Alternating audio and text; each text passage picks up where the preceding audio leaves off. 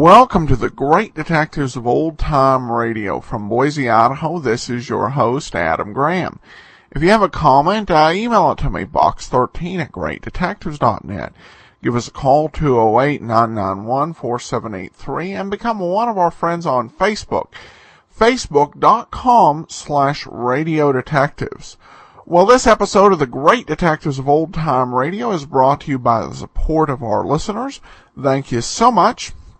And call out another recent tip, this one from Steve Murphy. Thanks so much for your support, Steve.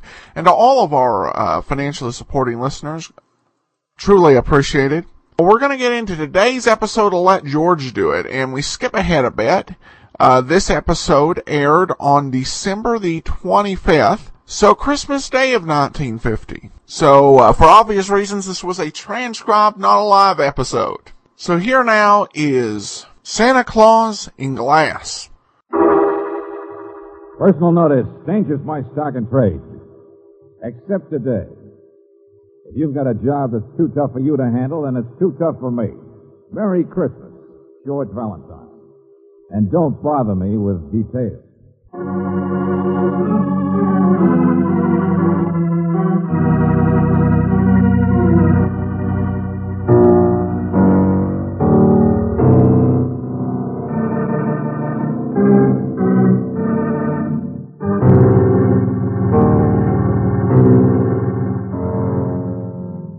Standard Oil Company of California, on behalf of independent Chevron gas stations and standard stations throughout the West, invites you to Let George Do It.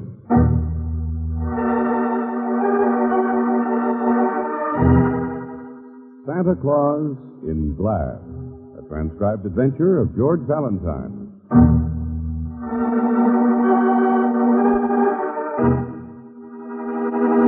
Stabbed, I said. S-T-A-B-B-E-D. Stabbed. This bird's been stabbed. What do you say we should do, George? Listen, Johnson, I don't want to work on Christmas any more than you do, but will Did you tell him that's the way we found him, Hold it, George? Betsy. I can't hear it. Yeah, that's right, Johnson. He was all trussed up and everything, but... What?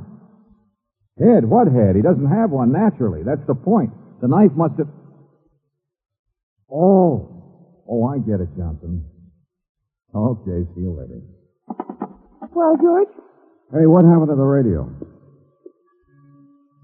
there we are. For heaven's sake, it's almost 3 o'clock. What did he say? He says, his wife says, just put some stuffing where the butcher tore the skin and shove it in the oven. Oh, thanks. I thought you told me you knew how to cook a duck. Well, I do, stupid, but the skin's too tough to sew. It just never occurred to me to use stuffing at both ends. Relax, I said. You know, I like the way you base that critter. Just like my mother used to do. Efficiency and tender care. There's a real art to it. Oh, I'm full of old-fashioned virtues. You know, it's funny the things you remember about Christmas. We always had the whole family for dinner, including a spinster aunt who played the little star of Bethlehem on a cornet. Cornet. We had a second cousin who yodeled after he stayed eggnog. Oh, George, after all this time, there's still so many things we don't know about each other. Angel, come here. Come on now, put this spoon in. Yes, sir. Well, the mistletoe is in the other room, and the kitchen is not very romantic, but, well, this has been a pretty swell Christmas. The best we've ever had together. So all kidding aside. Oh, you're welcome. You're very welcome. Now, we still have some work in there, setting the table. Yes, George. And some more music to hear. Not to last us till next year. What's the matter, Brooksy? Oh, George, I can't help thinking. I know it's Christmas, but that silly ad you put in the paper, don't bother me with details. Oh, nobody even read It's just daring people to bother you, Look, George. it's afternoon already, isn't it? Has anybody been George, don't answer the door. It's too early for anybody for dinner, and it's too late for... Hey, this is your apartment, not mine. Nobody knows I'm here. Christmas is for us, George. It's for happy people. It's not for trouble and danger and all... It's for a little faith in human nature, Angel. Everybody else feels the same way we do. What do you want to bet this is only a... Well, hello. Who are you? You were looking in the keyhole. Yeah, that's right. Merry Christmas. Yeah, same to you. But aren't you liable to get hurt doing that? No, not today. Nobody takes offense. Peace and goodwill. Look, who are you, friend? Well, what do you want? Nothing. I don't want nothing. It's just that, well, Merry Christmas. Say, Angel, see what I told you? I'm the new elevator man. My name's Bertie. Oh. And according to my list, your name is Miss Brooks. But don't think I haven't noticed you already. You're a lucky man, sir. I said to myself, now there's a young lady with mistletoe in her eyes. Excuse me. Thank you. Just a second. Always get them. Never failed. Mistletoe in her eyes. Kind of like that kind of talk. Okay, so you're a student of human nature. Where did you go? Here, it's all wrapped. I meant to give it to you earlier. I'm sorry, I forgot. Oh, wow. A little present for the elevator man. Now, ain't that a surprise? Oh, yes, Bertie, isn't it? I'm afraid it's not much. Don't you apologize, miss. Most exciting things come in little packages, I say. Oh, yeah, sure. I say that, too. Well, your problem's settled now, friend, so we'll see you later, huh? Hey, wait a minute, sir. George, who else did I forget to get it? Now, hold it. I said I got a package. It's delivered. I'll take it. I'm your man. Package? Who's it for? Mr. Eric Suchek. For him, huh? Who's Eric Suchek? Down the hall. He's an older man, sort of continental. I don't know what he does. I've never really talked to him, but he's very interesting looking. Down the hall, which door? I'll take it for you, Mac. I'll take it. Oh, no, you won't. Special delivery service. Besides, I'm out for my own trip. Mr. Suchek's asleep. He told me to take anything at Kim Farm. Sleep this time of day, you sure? Well, you guys figure it out. Come on, Angel, back inside. I wonder what it is, George. It's a fancy wrapping. Curiosity. Let's have it, Mac. I ain't got all day. Suchek's an actor or something. Or used to be in Europe. Probably something romantic from a woman. Yeah. Now, let's have the package, Mac, and here's your tip. Hey, what is it? George, look. It's a present the lady just gave me. A necktie, I suppose. They always are. You need it worse than I do, Mac. Well, it's a little irregular. Suchek will make it up to me. Merry Christmas, folks. Well, the holiday's getting a little commercial. Did you see? He gave him my necktie, my present. He just gave it away. Well, we expect something better out of Suchek. We shouldn't have let him do it. Well, it's none of our business, Angel. That elevator man's up to something. I know he is. George, what do you suppose was in that special present? Hey, stop it. How do you do? Season's greetings, that sort of thing. Thanks. Who are you? You don't mind if I step in for just a moment, do you? What? Thank you so much. Sure. Come right on in. This is Grand Hotel. I beg your pardon. Oh, yes, I see. Well, I'm so glad somebody does. Farnham is the name, Leopold J. Farnham, and I assure you I'm more embarrassed than you are. I say you're having duck, aren't you? I can smell it. I doubt if there's enough to go around, Mr. Farnham. Maybe what you're looking for is a Tom and Jerry. Oh, no, please, I didn't want her to see. Her? I'm so sorry. It's perfectly all right, really. I was just, I was on my way to Suchek's apartment. Suchek, huh? Yes. Oh, he's quite a popular fellow. The old world charm, the gaiety, the hand-dipping, that sort of thing. But your neighbors, you know him, of course. I'm beginning to want to. What's this, who's this her? Someone I saw coming off the elevator. A little social faux pas, nothing more. I want to keep the day happy. She's gone down the hall now anyway, and I can slip to the stairs. But tell us why you wanted Much to... obliged, and I hope you enjoy that shot. The Mad Hatter. Darling, what's going on? Wait a minute. A lot of mink coat down the hall, eh? Oh, knocking at Mr. Suchek's door. But that's the woman Mr. Farnham is talking about. Come on, you. If other people can play games, I guess I can, Now, too. George, you stay here. Don't you dare get mixed up I in it. just want to tell her she's not knocking loud enough. Eric? Oh, Eric? Excuse me, but I heard the elevator man say Mr. Suchek was still asleep. What? Who are you? This is Mr. Valentine, and I'm Claire Brooks. I live next door, you see. But asleep. After 3 o'clock. What went on here last night? A party? Oh, of course. The man with all the friends. The idol of the Dowager. Well, they were very quiet. I mean, I heard people leaving his apartment long before midnight. My apartment. But it would be decorous, wouldn't it? She's always so decorous. The model of behavior. Did you say your apartment? Of course it's mine. Quite a big one, you know. You don't think he could afford it, do you? I'm Mrs. Suchek. Mrs. Or doesn't he tell his neighbors about his wife? Would it spoil that beautiful aura of tragic, unemployed European? Oh, you think I'm really nasty, don't you? I traveled a long way just to wish him Merry Christmas and so on. And the roads from the country house are such a fright, such a dreadful... I just think you didn't knock loud enough. Mr. Suchek. Hey, Mr. Suchek, wake up. He's really a light sleeper. Mr. Suchek. George? Well, now, take it easy, both of you. But hurry up with the key. I've got it here someplace. I never use it except when I entertain in town once in a while myself. It's a big place, but he takes care of it for me. At least he does that. There, is that one the key? Oh, yes. Here.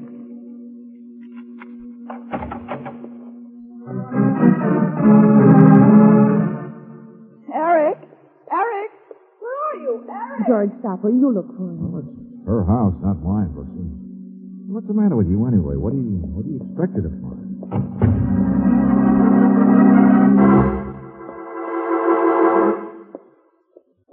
He's not here. Oh. Went out someplace. Okay, Mrs. Suchek, we'll just move She you was on. here an hour ago. Huh? I had my chauffeur phone to make sure. Had him pretend he was somebody else. Eric doesn't like to be surprised. But I was going to surprise him anyway. That's why I couldn't understand that sleeping business. Funny you didn't wind the clock. What did you say? The clock had stopped last night, I guess. Milk is still on the back porch.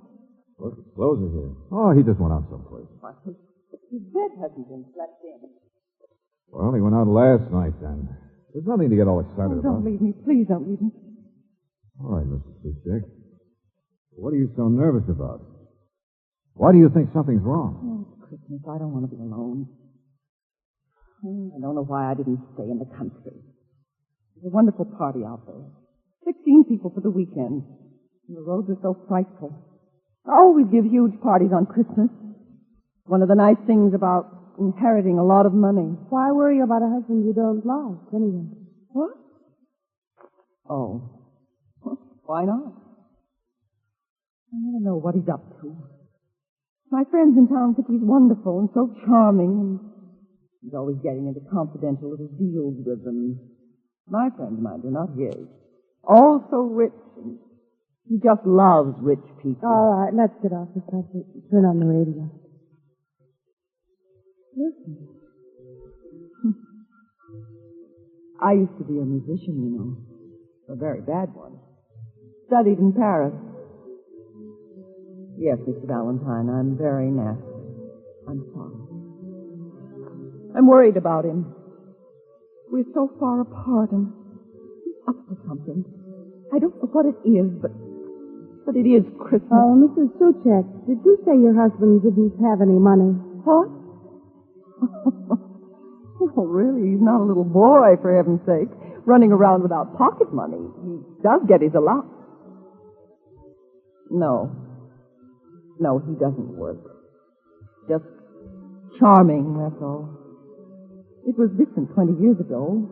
Over there, he was an actor. But then they closed the theaters in Europe.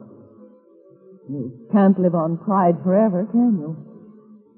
Oh, run along, you two. This is absurd and ridiculous. I'm tired and would like to take a nap. Okay. Come on, Brooksy. George, I asked about money because he's got a bank book in there on his desk. Ah. And it shows a balance of several $1,000s, all deposited in the last few months. Nosy. But he has notes about meeting people at all hours, too. Deliver shipment to Joe at 3 o'clock. Steamship docking at 7 a.m., Pier 52. Get bids from jewelers on... Anyway, that kind of... Skip it. But shouldn't we say something? And shouldn't we ask about that man who was just up the Leave her hall? alone, Brooksy. We don't know what kind of a guy her husband is or what he's up to. I wonder if she does. Oh, are you coming too? It's cold here. I don't like it. I'm going to run down to a hotel. Okay, which one? I want to phone you after I've had a little talk with the elevator man. Yes, he was so positive about Mr. Suchek being asleep. Come on. See you later, Mrs. Suchek. Oh, wait a minute. Miss Brooks, you didn't see a mirror in there, did you? The room beyond? What? A mirror, a hand mirror. I left it here the last time. It's gold. It has my initials. And there's a diamond thing. Well, I guess it's just mislaid or something. Not important. Never mind.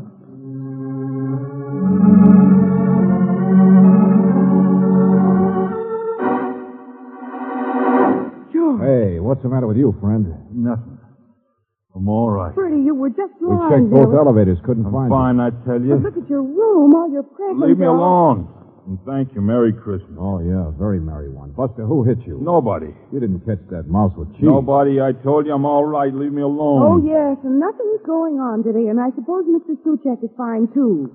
Your big operator friend who sleeps says you. I didn't do nothing and nobody hit me. All these presents. But where's that package of Suchek's, the one you took delivery for? George, it's not here, is it? That's why somebody hit you, Ferdy? I don't know a thing. I'm sick of this job anyway, so goodbye and Happy New Year. George, what's going on? What is it? He's not sick of this job. He's just got an angle on a better one. Come on, back up to the lobby. Angle. Everybody's got an angle. You were right. Somebody must have taken a Suchek package away from him, Bugsy. What the heck kind of a thing this is? Excuse me, Mac. Okay, don't mention. Hey, wait a second. You live around here? Know where I can find a guy named Suchek? I got a package for him. Oh, no, not another Let me one. see. Sorry, it's insured. Well, I could take it for him. George. This ain't no Christmas present, buddy. It's from Holland, insured for $5,000. Just tell me what... He's not at home. There's you. I got a phone number on him. I'll find out. And you look so trustworthy. No, we're telling the truth. He's really I not. know, lady. Just give me the package. What do you think this badge and gun is for unless it... Hello. Yes. Hello. Not at home, huh? George. What number did you dial? Armored delivery, Mr. Suchek. Oh, yeah, I was expecting you to call. You have a shipment for me. Number upstairs. What'd you think, wise guy? Well, there's no apartment number, Mr. Suchek, so if you'll just tell... I don't want it, please. I don't want that one. Not today. It's marked special. I'm sorry. I am home, but you'll have to wait delivery until tomorrow, please. Okay, sir. Not at home. The things people will pull. And on Christmas, too. George, we were just upstairs. He's not there. Quite an operator, Suchek, for a man with no dough, no job, just a lot of connections through his wife. $5,000 packages. Don't blame Ferdy for getting interested. One of the packages is missing. Yeah. Let's go see this mighty man. Find out what he is up to behind his wife's back. See him, but he's Double not... phone, Angel. It's simple. That's why she thought he was home, too. Her chauffeur phoned earlier, remember? Double phone? Yeah, like some doctors have. A special service. Same number at two places. And he doesn't want people to know. George, it sounds to me more like a double life. Uh-huh. And one of them's not so good.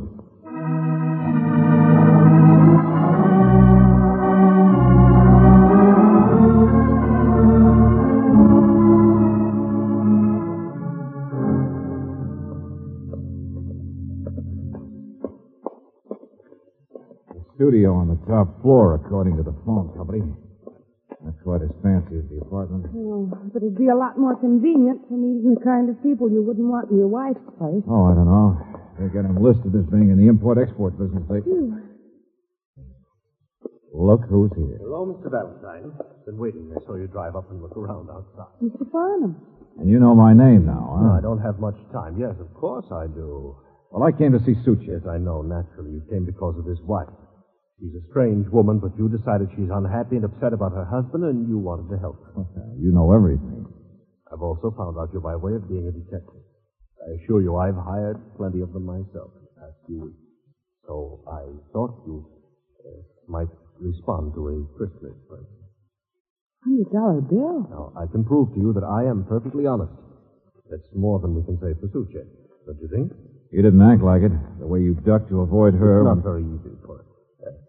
A man who's in love with a woman whose husband... Well, anyway... You mean you and... Oh, yes. Of course. She was with me here just now to talk to one of the boarders in this place and to one of my detectives. Just now.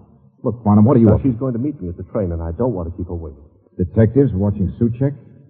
Those packages of his, this double phone? Did you find that he's a crook? I'm trying to explain nothing to you. That's what the $100 is for. I don't want her to be any more upset or to know any more than is necessary. Buster, I'm getting sick and tired of all this fog. Maybe Suchek himself I can don't tell even me. know whether he's up there or not. That's not the point, you see. If there's anything crooked, we will turn it over to the police naturally. Then what is the point? And why did you have detectives? Don't you understand the whole thing? rich, proud woman who wouldn't divorce her husband because, in spite of everything else, he was so desperate. Well, but why that phone? Why these surreptitious visits here? Flowers and wine and perfume. Now, good heavens, you weren't born yesterday, were you? Ah. You hear that? Suchek doesn't play the piano. Another woman. Now, I'm sure you understand. It's Christmas. Mrs. Suchek knows all she needs to know now, so let's have no more trouble. Sure. Okay, Farnham. Happy New Year. Thank you. Goodbye. Wait a minute, folks. Come on. George, he's right. You're not going to go Upstairs, there. I said, come on, fast. What you want? See something with my own eyes, that's all. Don't mind if I come in, do you, Mr. Suchek? Get out of here. I'm another detective. They've been haunting you, huh? Well, what are you talking about? Nothing, I guess, nothing. But it's a woman's place, all right, isn't it? Yeah. Curtains, perfume. Sort of simple I face, beg but, your pardon. That her picture over there? Where is she, in the other room? Oh, hey, look. You gave her a gold mirror, didn't you? I told you to get out of here. Take it easy. Now get out of here, I said.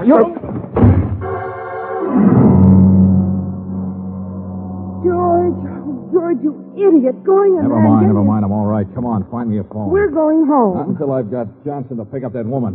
What? You heard me, Mrs. Suchek.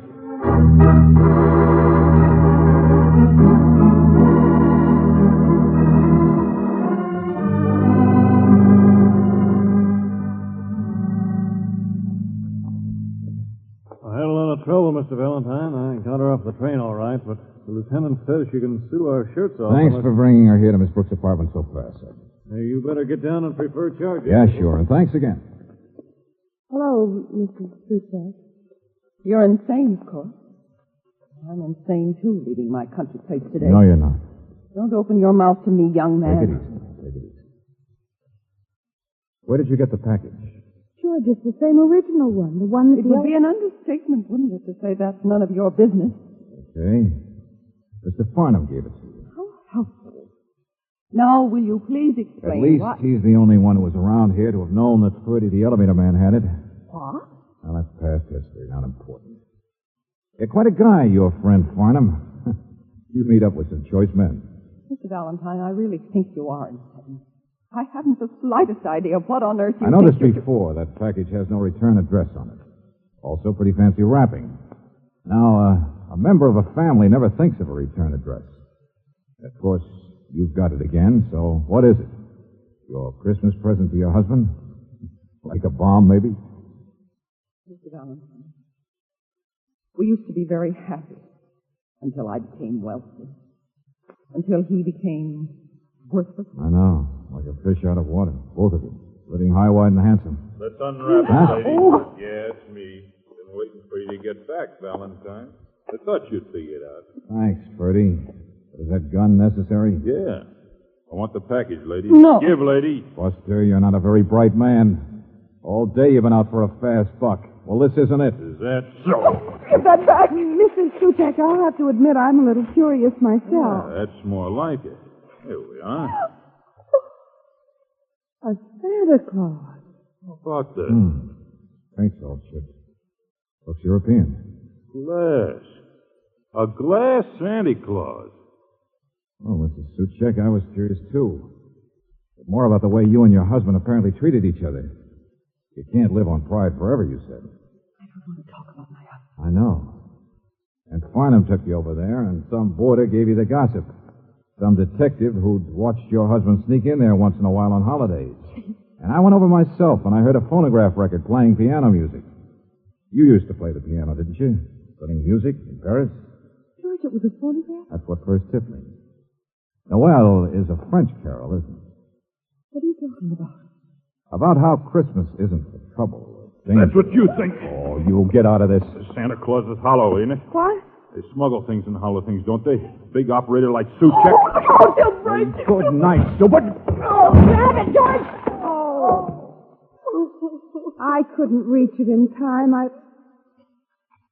There's nothing in it, though, is there? He's not watching Freddie anymore either. Oh, no. Please, Mrs. Suchek, stop it. Listen to me. Quick. Did Farnham produce a girl who lived in that studio today? I don't want to see it. I don't want to know who she... Would your husband give a mirror with your initials on it to somebody else? And that lush apartment of yours down the hall. He hates what that stands for as much as you do, doesn't he? Oh, but you've both got to be so proud. But I'll get back to that other place, the other woman. The secret, simple thing in his life he escapes to sometimes, because I saw it. Yeah, I barged in. But I didn't see her. You what? But I saw her picture, all right. Yeah, a lovely blonde girl. Her clothes are old-fashioned. There's a French taxicab in the background. Now, don't you understand, Mrs. Suchek? That double life of his is about as sinister as this memory, this Santa Claus you picked to give him for Christmas. It's a picture of a girl who looks just like you about 20 years ago. Mr. Suchek, the other woman is you.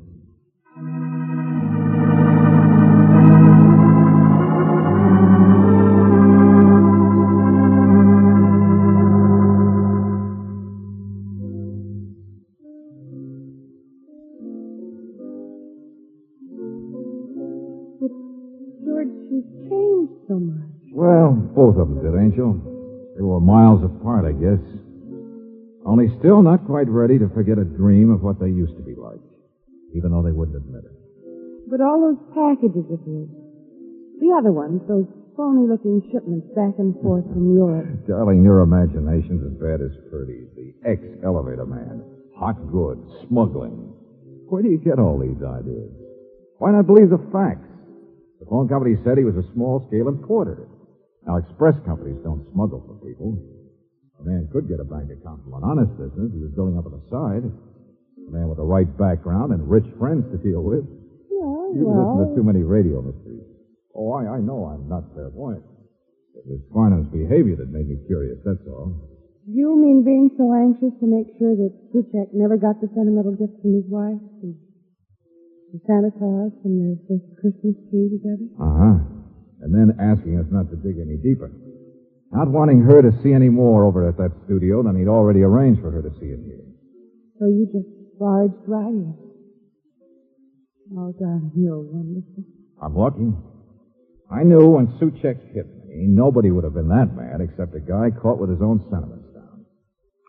Besides, you told me a long time ago, Christmas isn't a bad thing. And you told me it's for a little faith in human nature. And you had it. Mr. Suchek sitting on his feet again. His wife is opening her eyes. And you're really back together now. Sure. It's for a happy ending. The mistletoe in the eyes, George. I like that line. You turn your nose up at it. Not after all you said. Okay. I'll turn my nose down again. Yeah, you're right. Christmas is for not being bothered with details like the smell of burning duck.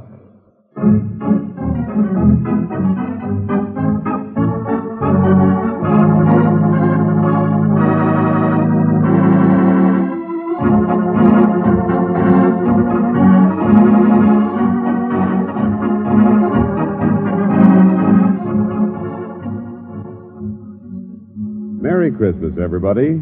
This is John Heaston, hoping that your Christmas day was everything you wanted it to be.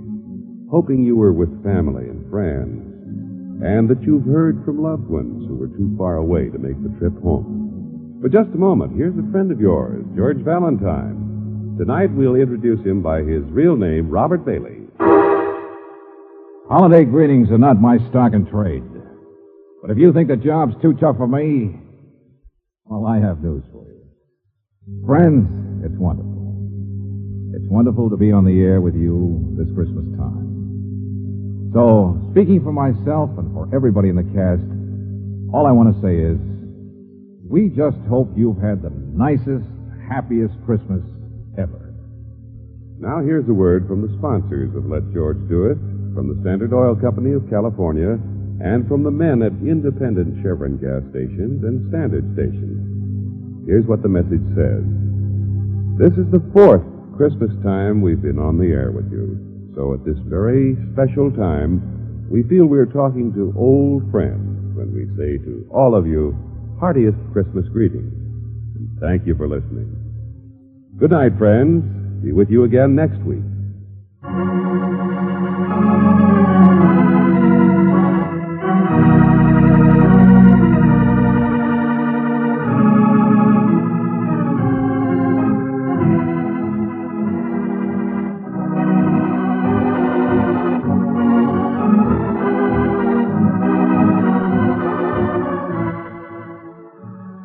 Tonight's transcribed adventure of George Valentine has been brought to you by Standard Oil Company of California on behalf of independent Chevron gas stations and standard stations throughout the West. Robert Bailey is starred as George with Virginia Gregg as Brooksy. Let George Do It is written by David Victor and Jackson Gillis and directed by Don Clark. Irene Tedrow was heard as Verna, Bob Griffin as Suchek, Larry Dobkin as Farnham, Barney Phillips as Ferdy, and Bob Bruce as the messenger. The music is composed and presented by Eddie Dunstetter, your announcer, John Heaston. Listen again next week, same time, same station, to Let George Do It.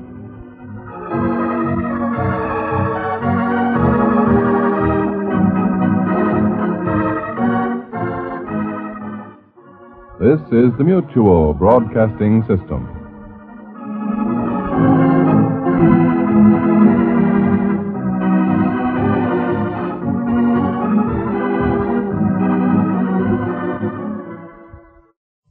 Welcome back. Well, this was a very sweet, sentimental, different Let George Do It episode. This one, obviously, there was nobody and a very happy ending. And I guess between Candy Manson yesterday and Let George Do It today, we kind of see differing approaches to the Christmas episodes. There are some folks, when they make a Christmas episode, they just kind of have the same type of stuff going on, except you've got the background of Christmas. For others, they go ahead and they try and get more into the spirit with perhaps a kinder, more positive outcome. And Let George Do It, and I believe this is also the case with the Bailey's Yours Truly Johnny Dollar, always had a little bit of a different tone. So it's a nice change of pace, and always great to get best wishes from Bob Bailey. I thought the ad that they ran, the Christmas version of the ad in the paper, was funny. Not certain how practical it was. If you're not looking for business, it seemed like the smart thing to do would be not to run the ad that day. But that will do it for today. We will be back tomorrow with Sherlock Holmes, the third in our series of Christmas episodes. In the meanwhile, send your comments to box13@greatdetectives.net. Give us a call, 208-991-4783, and follow us on Twitter at Radio Detectives. But from Boise, Idaho, this is your host, Adam Graham, signing off.